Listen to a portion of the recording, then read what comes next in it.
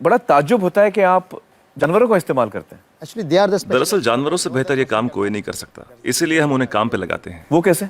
देखिए, गाय के बारे में तो हम सब जानते हैं, गाय दूध देती है, पर 4-5 बछड़े पैदा करने के बाद जब गाय दूध देना बंद कर देती है तो लोग समझते हैं कि गाय बेकार हो गई है।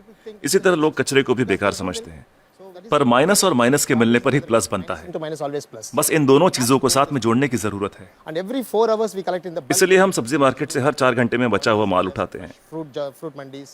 So there's कुदरत ने हर चीज के लिए वक्त दिया है, अगर उस वक्त के अंदर आप सही इस्तेमाल कर ले तो वो चीज बेकार नहीं रहती, उसमें से कुछ काम की चीज निकलती है। resource. So the dry इसलिए हम अपने प्रोजेक्ट में गाय को अपॉइंट करते हैं, हर 35 किलो छिलकों के लिए एक गाय। उनका काम है इन सब्जियों के ताजे छिलकों को खाना, गोबर देना और फिर शेड में आराम करना, रिटायर्ड जिंदगी जीना।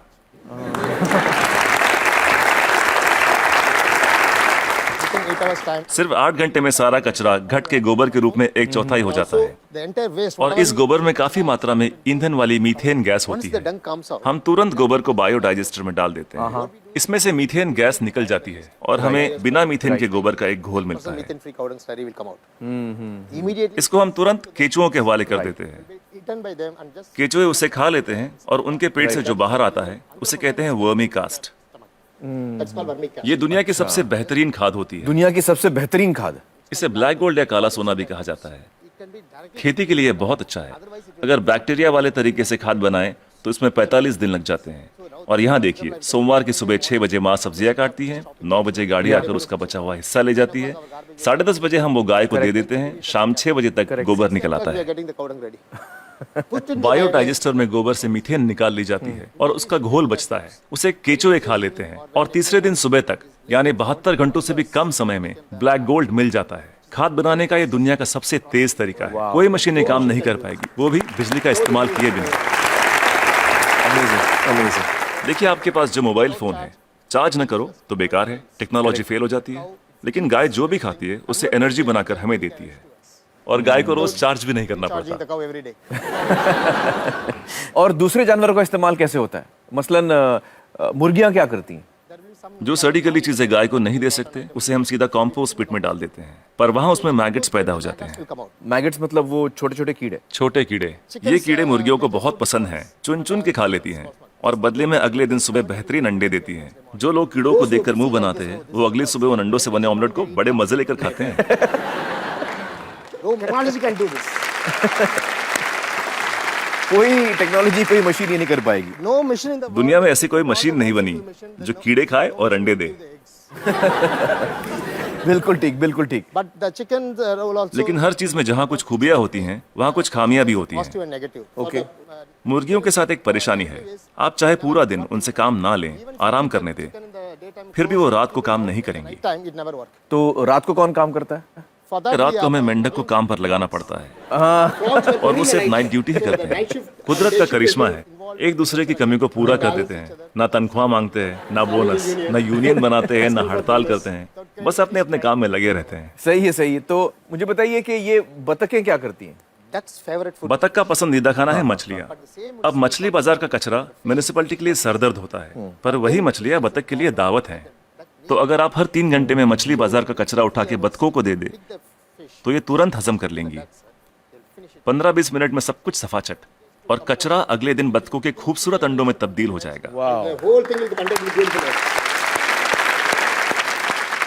Normally the ducks will lay आमतौर पर बतखें हर महीने 8 से 10 अंडे देती हैं, लेकिन जब हम उन्हें मछलियों और दूसरे नॉनवेज की खुराक देते हैं तो 24-24 अंडे देना शुरू कर देती हैं। ओह, and if I have 20 ducks then multiplied by yeah, we have हम हर 11 मादा पे एक नर बतख रखते हैं। duck on one male duck. why 11 female and 1 male? हमें तो अंडों से मतलब है, एक ही नर बतख काफी है। तो ये जानवर आपके लिए बहुत अहमियत रखते हैं। They are the people doing जी बिल्कुल, इनकी वजह से ही तो इतने बढ़िया नतीजे मिल रहे हैं। तो इस वक्त आप किसी प्रोजेक्ट पे काम कर रहे हैं? yeah, right now I'm working with Coimbatore. फिलहाल कोयम्बतूर में काम चल रहा है, डिस्ट्रिक्ट रूरल डेवलपमेंट एजेंसी के साथ। हम 10 ग्राम पंचायतों का काम संभाल रहे हैं जो एक म्यूनिसिपैलिटी के बराबर है। It's equal to one municipality. एक गांव में तो मैं समझ सकता हूं कि ये हो सकता है क्योंकि वहां पर छोटे पैमाने पे करना है, लेकिन अगर बड़े पैमाने पे करना है, जैसे किसी शहर में करना है, आपका जो तरीका ये मुमकिन है? बड़ी म्यूनिसिपैलिटियों की दिक्कत यह है कि शहरों में जगह कम होती है, पर हमें कचरे को 100 किलोमीटर दूर ले जाने की जरूरत नहीं। ये काम हर वार्ड में होना चाहिए। इसलिए डिसेंट्रलाइज मेथड अपनाना बहुत जरूरी है। छोटे छोटे स्तर पर करना चाहिए। Decentralize method. लोग हजारों टन कचरे से एक साथ निपटना चाहते हैं, पर ये सोच ही गलत है। अगर मैं आपको एक बड़ा कटहल दूं, तो आप उसे एक साथ एक बार में खा सकते हैं, लेकिन अगर उसके छोटे छोटे टुकड़े कर दें, तब खाना आसान हो जाएगा। इसलिए हर 2 किलोमीटर की रेडियस पे SLRM सेंटर होने चाहिए। SLRM सेंटर क्या होता है? Solid and liquid resource management centre. तो हर 2 किलोमीटर पे ये सेंटर होना चाहिए। जी, डिसेंट्रलाइजेशन एक कामयाब तरीका है। साथ ही कचरे को अलग अलग इकट्ठा करना भी बेहद जरूरी है। मिसाल के तौर पर सलून में से सिर्फ 6 तरीके का कचरा निकलता है। वो क्या? महिलाओं के बाल, पुरुषों के बाल, ब्लेड, क्रीम लगे हुए पेपर या टिश्यू, आफ्टर शेव, कॉस्मेटिक्स वगैरह के डिब्बे और कुछ बचा हुआ खाना और फूल वगैरह। Some flowers, other things. So we don't. हम नहीं चाहते कि ये चीजें बाकी का कचरा ले जा रहे ट्रक में मिलाई जाए। इसके लिए अलग गाड़ी होनी चाहिए। जैसे मुंबई में करीब 2000 सलून्स होंगे। 2000 saloons. एक गाड़ी सब जगह घूम के ले लेगी। हर इलाके के लिए एक छोटी गाड़ी। हाँ, अलग अलग एरिया के लिए अलग अलग गाड़ियां होंगी। हाँ। जी, सिर्फ सलून के लिए। दिन खत्म होने से पहले सब बिक जाएगा। आज की तारीख में दुनिया का सबसे कीमती कचरा है महिलाओं के बाल।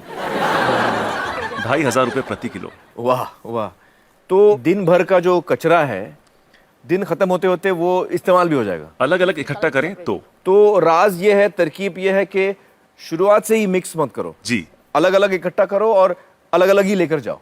तो आपके पास इसका पूरा प्लान है, मास्टर प्लान है? बिल्कुल है। वाह वाह। That's-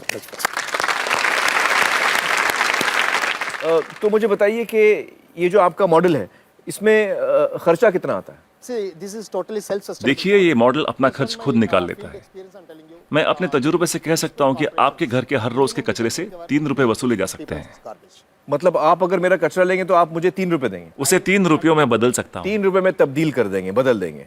और कचरा उठाने का कोई भी चार्ज लिए बिना। तो मुझे बताइए कि अगर मुंबई जैसे शहर की जिम्मेदारी आपको दी जाए कि इसको आप साफ कर दीजिए, तो आपको कितना समय लगेगा, कितना वक्त लगेगा आपको? कम से कम 18 महीने। मतलब 1.5 साल। तो मतलब 1.5 साल में आप मुंबई की काया पलट कर सकते हैं। Yes. Ji, it's possible. बिल्कुल कर सकते हैं। बहुत बहुत शुक्रिया श्रीनिवासन जी, बहुत ही कमाल के सुझाव आपने दिए हैं। बहुत बहुत शुक्रिया। Thank you so much.